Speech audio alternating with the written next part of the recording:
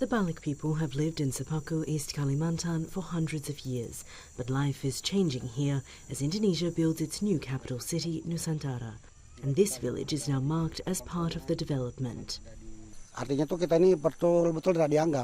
They act like we don't exist, like we're not human. They should have talked to us first. We accept the new capital, but don't dismiss our rights. They want to build something new by destroying what is already here. SERNAI lives in a house that once belonged to her great-great-grandparents. Now she wakes to the sound of heavy machinery in her backyard as workers build an intake reservoir for a dam to serve the new capital. This is the impact of the development behind me. We never had to buy things like wood or water or vegetables before, but now we live miserable lives. Advocacy groups estimate around 20,000 indigenous people will be affected. Officials say those affected by the new capital project will be compensated fairly, but many indigenous people in East Kalimantan don't have land certificates, making it difficult for them to have their claims verified. Indigenous people told us their land was passed down from their ancestors.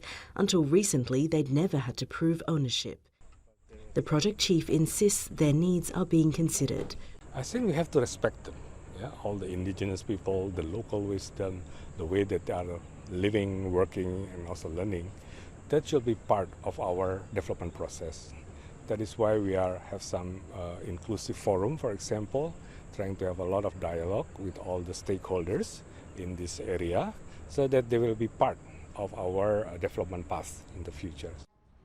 The government is emphasizing initiatives like workshops teaching digital skills and modern farming techniques.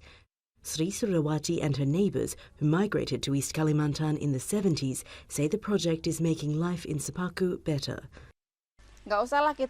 Let's be grateful that we will be part of the new capital. Before the new capital plan, we never got any attention because our village is far from town and no one knows it. But Indigenous community leader SIBUKDIN says life was easier before the new capital location was announced. They